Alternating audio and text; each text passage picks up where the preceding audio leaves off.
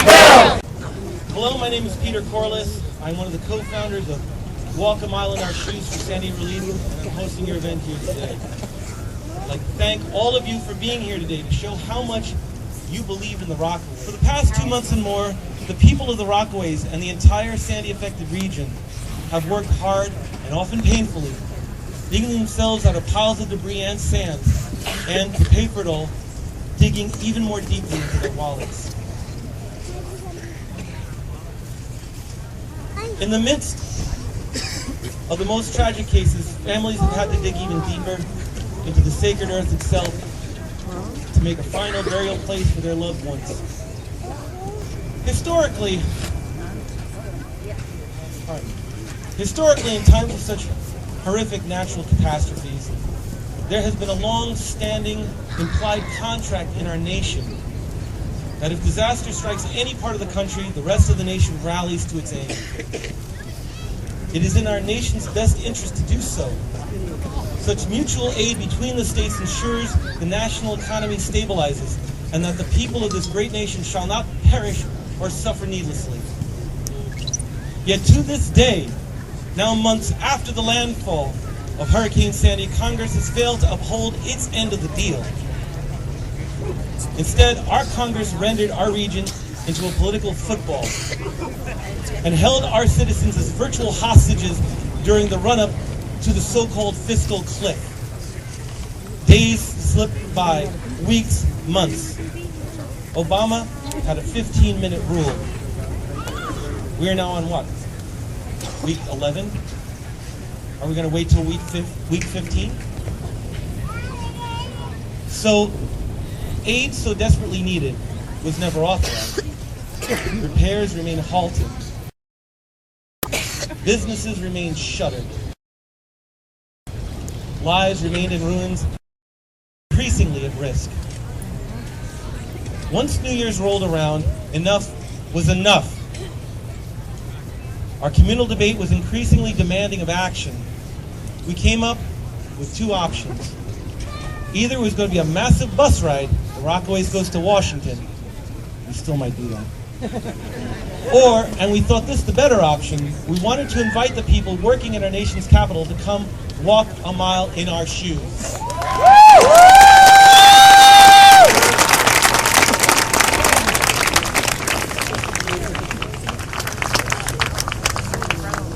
The whole coast is now calling upon our nation's leaders. Walk a mile in our shoes. This is not empty rhetoric or a belligerent dare.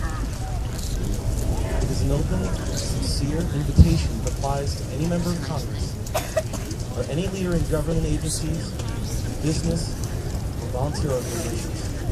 Pictures, while they may be worth 1,000 words, are not like being here. Amen. We face pressing issues. First, the Congress must act immediately and swiftly on an aid package.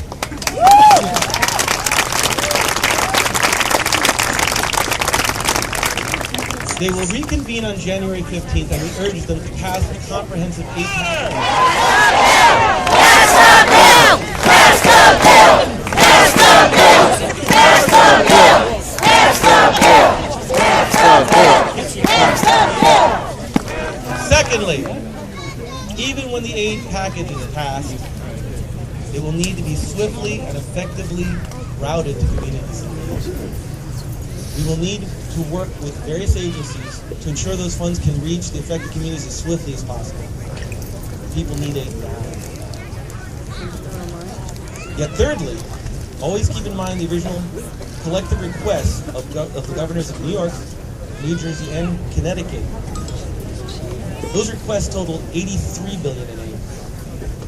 But Washington saw fit to only put forward a total Sandy relief package of $60 billion. We are one. Let me tell you, I'm so delighted to see all of you here as we begin this battle. It's been over 75 days. Over 75 days. And our government, I'm a member of, have not delivered what it should deliver for all of you. 100% to go. And we cannot be silent. We cannot be silent. We've got to hold everybody accountable. Now, what has happened here is we are in locked arms together. As I see my colleagues from the state senate, I see Joe Adabo and Malcolm Smith here. I heard James Sanders and members of the city council. We are working together. We're not here as Democrats or Republicans. We are here as Americans. And we want to be treated as Americans.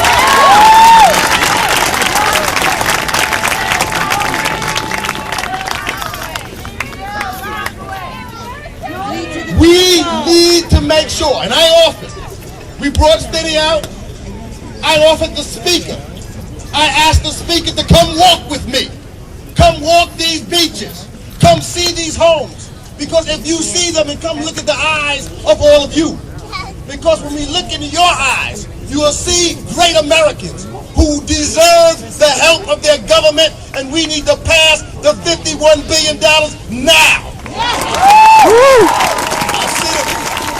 Our governors, both from New York, New Jersey, and Connecticut, we're standing together and we're going to make sure our voices are heard. We're going to make sure that when we step on that floor on Tuesday, you will see a united front of individuals fighting to make sure that this bill is passed. Now, we've got work to do. I wish that I could stand here today and tell you that I knew for certain that all of the votes were there to pass this bill. We've got work to do because I have concerns when I see that there are 60 members of Congress, 60, some coming from the Gulf region, who voted against the $9.7 billion just for flood insurance. I have concern, and it is shame on them. For sure. Shame on them. Shame on them.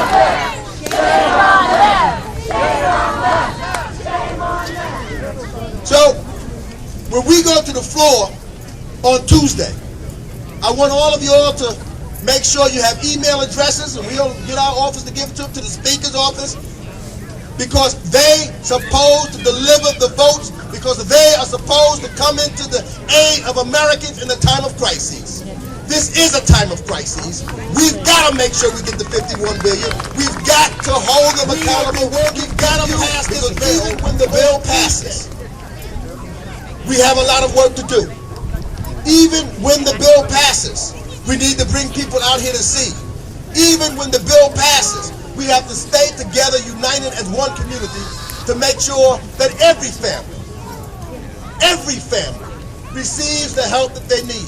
Not one should be left off, because when that storm hit here, on this peninsula, whether you live to the east, to the west, to the north, or the south of this peninsula, every individual was affected. And we're going to stick together so every individual get the aid that they need. Thank you, God bless. I shared in your frustration as we read the papers, we saw the TV, we heard on the radio how politics was being played once again down in Washington. And they put, again, politics before people on money that is sorely needed, not only now, but was needed weeks ago. And I shared that frustration. But one thing I knew for certain, the resilience of Rockaway was going to be heard somehow. The resilience of Rockaway was going to be heard. And it is being heard today. We have a lot of work to do, as my good colleague in government, Congressman Greg Meeks, who's worked so hard on doing what we have to do down in Washington. But we know one thing is certain, and I know the state senators, and I'm sure those members of my colleagues in the Assembly, I know my good friend Malcolm Smith, who co-chairs the Senate Task Force for right here in Rockaway, as we try to fight to spend that money correctly. And the message is this: when we get that money, we're going to be optimistic. When we get that money from the federal government, there should be no conditions, no strings attached. Let the community spend that money how it needs to be served in the community so that we can help our people. Far too often we get funding. We saw it in 2009 when the federal government gave it to the state to help us out. Strings attached, conditions attached, that handcuffs us on how we can spend that money. And it doesn't help our people at all. We need no strings attached, no conditions. Let the community spend the money how it needs to be spent. Correctly, incredibly, transparently, and let's spend it right. Hi, the people of love Rockaway. I just want us to be heard, and I want people to know that we still need our hospitals back, we need our schools back, we need our churches, we need everything back. There's no stores, there's nothing here but rubble. As you can see behind me, the house, there's nothing here. It needs to be rebuilt. There's no transportation. It takes over 2 hours to get to the neighborhood. And I'm talking about 1169 down. Not just Auburn, not just Far Rock, not just Rockaway Beach. Everyone needs help. The whole peninsula needs help. It's ridiculous. Louisiana in 10 days, they got their bills signed. Why don't we have our bills signed? I don't get it. Kids are getting sick. There's no medication on the Rockaways. There's nothing. No diapers. I have a 1-year-old. I must travel all the time back and forth to Brooklyn, Long Island, wherever else I wasn't affected. It's ridiculous. And we have to pay a toll back and forth. When 90% of us don't have vehicles. I know my 2 vehicles were destroyed. How about everybody else? Because I wait for the bus, I wait for everything. I don't get it. What does it take? Little kids to be sick? People to die? What does it take for us to get the bill passed? I don't understand. If not for us, we need to pass the bill for our children so they can have their houses and normality back. We need our schools. We need our hospitals. We need transportation. We need everything. Don't let these faces fool you. Everybody's been hurt and affected. We need the bill passed. Please pass the bill, Congress. Please listen to us. All right. I have one question. Desiree, I got one question. If you need to go to the supermarket, how far do you have to travel now that you have no car? About 2.8 miles, if not more. That's just to go to right over here in Auburn, which I can't get there because I have no children. My 1-year-old has to walk, nor can I hold him. So I have to wait for everything. I have to wait for someone to get me with a ride. I have to wait in order to walk everywhere. The only place we have available is Christmas pies, and good luck trying to get a gallon of milk, because I'm sure everybody here needs a gallon of milk for their kids. So by the time I get there, there's nothing left. Formula, good luck with formula. Diapers, that's even more pathetic. Because I know a sleeve at a time doesn't help me out, nor do they stop everything. There's no even relief center to go to get a sleeve of diapers. So I don't understand what they're waiting for. I got one other question. I heard something in the wind. Is the word mold mean anything to you? Mold, we live around here every day. Every Rockaway resident has mold in their basement. I'm almost 99.9% positive. Because I know we have it in our basements. I'm sure everybody in Sheepshead Bay, Coney Island, Staten Island, Auburn, everyone has it. Show of hands. How many people here have had to deal with mold in their homes? Let's take a look at that. Mold in the homes. Mold and the cold. Last number I heard from LIPA, there's still over 7,000 customers in Rockaway. It is very important to get the word out that we are not okay. That's the big problem that we have now. I talk to people off the peninsula, and they just say, hey, is everything okay down there? And it's not okay. If you go around, just take a measure at night, walk around the streets. How many people are not back in their homes? Loads of people. I mean, I didn't even ask you to raise your hand, but you did. And, that's a lot to be displaced like that for so many weeks. What is it, 14 weeks now, something like that? And it's unacceptable. Unacceptable. I read in the paper yesterday of all these millions and millions, hundreds of millions of dollars that's been raised and donated to different people. We're here, the Graybeards are here. If you give money to the Graybeards, we give it to you. Simple as that. Money comes in, the money goes out. I'm not going to ask for a show of hands, but I know there's people in the crowd that the Graybeards have helped. And I got to tell you, when you sit in that office, you give somebody a $100 gift certificate, it's like you gave them a bar of gold. Everybody is so appreciative. So if you know anybody that's looking to donate, tell them to send the money to the Graybeard. There's no red tape. 100% of the money donated goes right back to the community. And you don't have to fill out an application. It's handed over. So anybody, I know you can all use it, and the money's running out, so unless we get more in, we can't give it out. Thank you very much. All right, that's awesome. Next person I want to speak to, speaking about presidents coming to the Rockaways, is my co-founder of this movement. Some of you know that he was actually up and down the Rockaways, and not just here, Staten Island, Brooklyn, wherever. Around Christmas, there's a lot of families that have been losing hope. There's a lot of people that are just getting overwhelmed by it all.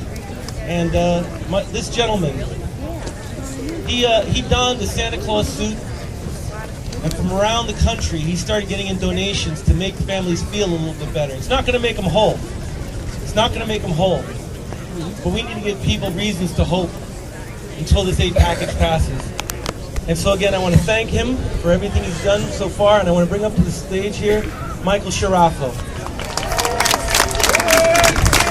Mikey!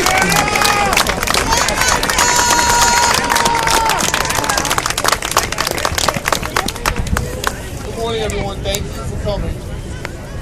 Despite the $83 billion in aid requested, Congress is only considering providing us with $60 billion. That leaves a gap of $23 billion right now. We desperately need, okay? We're here to send a clear message to the House, and I'm glad that we have actual House members with us to stand with us today. That's so important. It's so important. The 67 members of the House that voted no on Sandy relief last week. I have a question for you. How will you vote when it's your hometown next that gets hit by a tornado or a hurricane? Will you also be voting no then? Will you? I don't think so. If this had happened to you, I know you'd be relying on your neighbors for help. Okay? Just like we all have been helping each other. Neighbors helping neighbors. Strangers helping strangers. That's what it's all about. We need your help too. Right now, passage of this relief bill has been months too late. There's billions at stake, and there are thousands of lives at risk. We have children who are coughing from mold spore inhalation. Okay? Let me just say, well, I'm going to come off my remarks for a minute. Right now, it's a little cold. When it gets warm out, when it becomes spring, what you think might not be mold in your house, because I've been speaking to mold experts, it's going to come. It's going to take over your entire house. You can't see it right now. We are in a race against time right now to clean up that mold before the spring comes. We're going to need to get every volunteer available to help get rid of the mold. If anybody here wants to do anything, from writing spreadsheets to coordinate volunteers, or to volunteer to go do what New York Cares does, okay? That's the type of work we really need. We had enough food, we have enough water, but now we need this, okay? Until then, until these homes are fixed, that's not going to happen. We can't wait 5 years. People are going to die. We need to act now. We need Congress to do their jobs. What we are demanding is not a government handout. It is not a welfare program. It is not a stimulus package. It is our money that New York, New Jersey, and Connecticut put into the system every year, and we need it back now!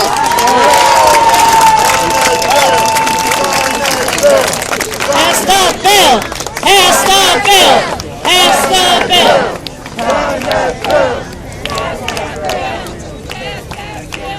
We must realize that we have a social responsibility for one another. You know what they say, many hands make light work. And we need as many hands on deck as possible. Everybody. I wanted to share with you a message I received from an NYU student named Karen Tai that describes best what today represents. What a wonderful event this is. People unified in heart, soul, and voice. Peacefully speaking out for what is just and right. People standing beside and behind one another. People, citizens, friends, neighbors, strangers, united in goal and purpose. The true essence of community, brotherhood, and democracy. United we stand, and united we can make a difference. We can make a difference. We already have. Just look around. But we need to do more. We need to strategically coordinate the relief efforts for a speedier, faster, and more efficient recovery. Each house has a road to recovery. We need to rebuild these homes. I like to say, if one person gives a hammer and one person gives a nail, before you know it, we have a home. Before you know it, we'll have all of our neighborhoods back. I think maybe Congress can learn a little lesson from all of us. Okay? We're not splitting the atom here. Pass the bill. Pass the bill!